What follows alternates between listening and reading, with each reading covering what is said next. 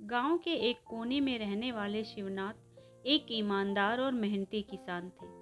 उनकी खेती बाड़ी भी अच्छी चलती थी और वे अपने छोटे से परिवार के साथ संतुष्ट जीवन जी रहे थे। उनका बेटा राजन नौजवान था और हाल ही में शहर से पढ़ाई पूरी करके लौटा था। शिवनाथ को बेटे की पढ़ाई पर गर्व था और उन्होंने उम्मीद की थी कि राजन घर लौटकर खेती में उनका हाथ बटाएगा और परिवार की जिम्मेदारी संभालेगा। लेकिन राजन का व्यवहार घर लौटने के बाद बदल गया था। शहर में दोस्तों के संग घूमने और बुरी संगत में पड़ने के कारण वह शराब पीने, जुआ खेलने और आलसी जीवन शैली में फंस गया था। वह रोज रात देर से घर लौटता और सुबह देर तक सोता रहता। न खेती में कोई दिलचस्पी दिखाता, न ही घर के कामों में कोई सहयोग देता।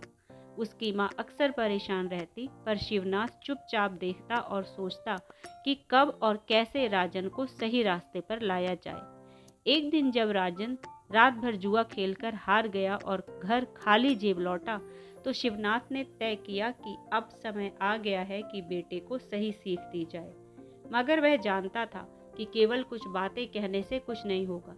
राजन को समझाने के लिए उसे कुछ करना होगा जो उसे हमेशा याद रहे।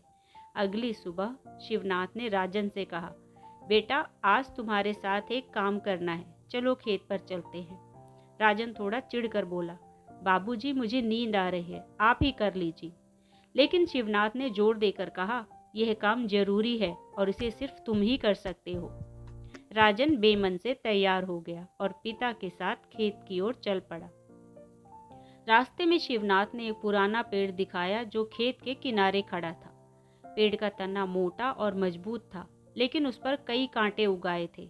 शिवनाथ ने राजन से कहा, देखो, इस पेड़ पर कई कांटे उगाए हैं, हमें इन्हें निकालना है ताकि पेड़ फिर से ठीक से बढ़ सके।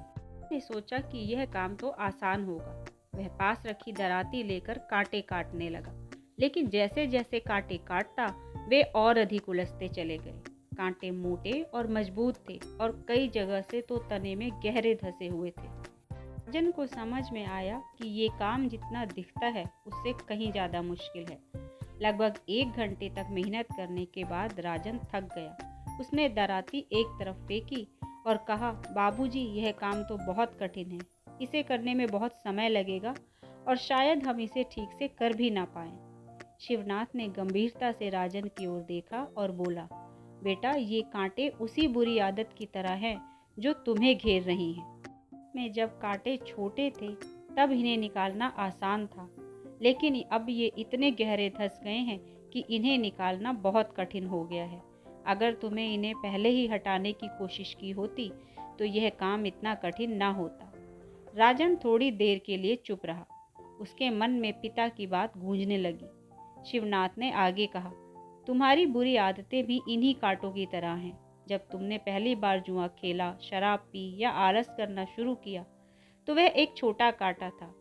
तुमने सोचा कि इससे कोई फर्क नहीं पड़ेगा, लेकिन ये आदतें तुम्हारे जीवन को नुकसान पहुंचा रही हैं। अगर इन्हें अभी नहीं हटाया गया तो तुम्हारा जीवन भी इस पेड़ की तरह बर्बाद हो सकता है। राजन के चेहरे पर चिंता के भाव उभर आए।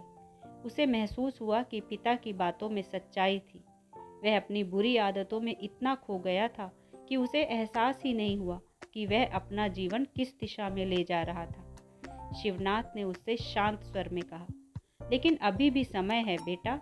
जैसे इस पेड़ को बचाने के लिए हमें कांटे निकालने हैं, वैसे ही तुम्हें भी अपनी आदतों से छुटकारा पाना होगा।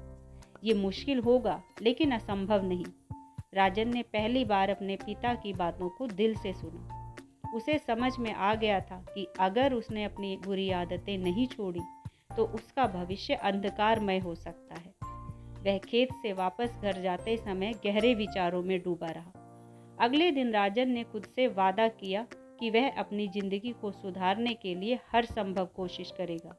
उसने सबसे पहले अपने उन दोस्तों से दूरी बना ली जो उसे गलत रास्ते पर ले जा रहे थे। धीरे धीरे उसने शराब और जुए की आदत छोड़ दी। पिता ने उसके इस बदलाव को देखा, लेकिन कुछ कहा नहीं। उन्होंने राजन को स्वतंत्र रूप से अपनी जिंदगी का रास्ता चुनने दिया और राजन ने सही रास्ते को चुना।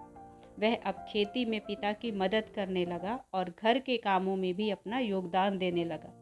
उसका आलस्य भी धीरे धीरे खत्म हो गया और वह एक बार फिर मेहनती और जिम्मेदार बन गया था।